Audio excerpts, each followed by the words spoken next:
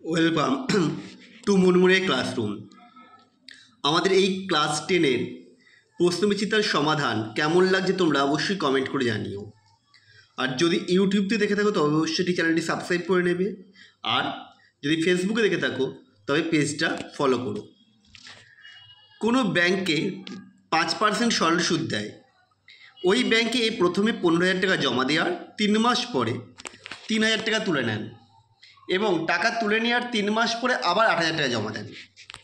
বছরের শেষে সুদে আসলে কত টাকা পাবে? তা 15,000 টাকার 5% আর 3 মাস অর্থাৎ 1/4 বছরের সুদ কত? I=PRT/100 করে বের করলাম, 187.50 টাকা। 3,000 টাকা তুলে নিলে মূলধন হবে কত? না 15,000 মাইনাস 3,000 12,000 টাকা। এখন 12,000 টাকার 5% হারে 3 মাস অর্থাৎ 1/4 বছরের সুদ কত হবে? সেটা বের করেছে I=PRT/100 করে 150 টাকা। এখন আরও 8,000 টাকা মূলধন জমা দিলে মূলধনের পরিমাণ কত হচ্ছে? 12,000 যোগ 8,000 20,000 টাকা, এবং এটা 5% হারে 6 মাস অর্থাৎ 1-2 বছরের সুদ I=PRT/100 করে বের করলাম 500। তাহলে বছরের শেষে সুদে আসলে কত টাকা পাবে? সব করে আসল প্লাস সুদগুলো যোগ করে দিলাম, 2,887 টাকা 50 পয়সা। একটি গাছের উচ্চতা প্রতি বছর 20% হারে বৃদ্ধি পায়।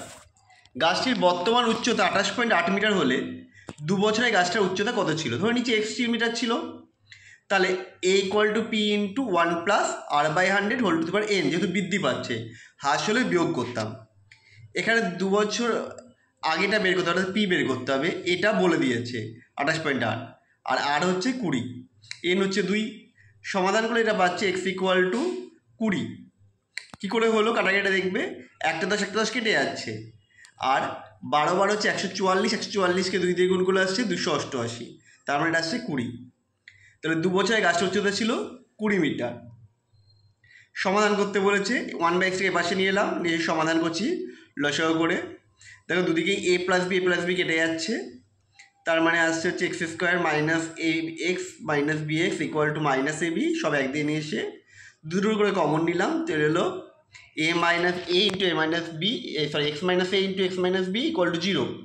দুটো রাশি গুণফল 0, তাহলে x - a = 0 হলে x = a, অথবা x - b = 0 হলে x = b। অর্থাৎ নির্ণয় সমাধান x = a অথবা x = b। পরেরটার প্রত্যেকটা থেকে এক এক করে 3টে আমি 1 যোগ 1 যোগ 1 করে নিয়েছি, যেটা এই পাশে -3 ছিল, প্রত্যেকটা একটা করে 1 বিয়োগ করেছি। করলে সবার উপরে একই জিনিস আছে, x² - a² - b² - c², এটা কমন নিয়েছি। তাহলে এটা যদি 0 হয় তাহলে x² = a² + b² + c², তাহলে x = ±√a² + b² + c²। পরেরটা বইয়ের অঙ্ক। এটা ত্রিভুজের ভূমি তার উচ্চতা দ্বিগুণ অপেক্ষা 18 মিটার বেশি। ক্ষেত্রফল 360 বর্গমিটার হলে উচ্চতা নির্ণয় করো। ধরে উচ্চতা x ধরে নিয়েছি, তাহলে ভূমি কত হবে? 2x + 18, 2 কমন নিলাম, x + 9 মিটার। তো ত্রিভুজটার ক্ষেত্রফল কত হবে? ½ × ভূমি × উচ্চতা, তাই করে দিয়েছি, x² + 9x বর্গমিটার। প্রশ্ন অনুসারে x² + 9x = 360, সব একদিন এসে সমাধান করলাম।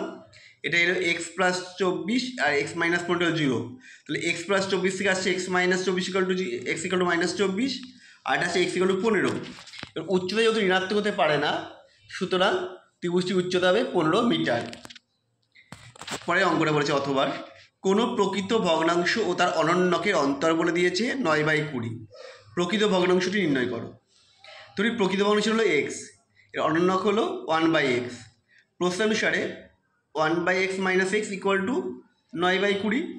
সমাধান করলে এটা আসছে x = -5/4, আর একটা আসছে x = 4/5।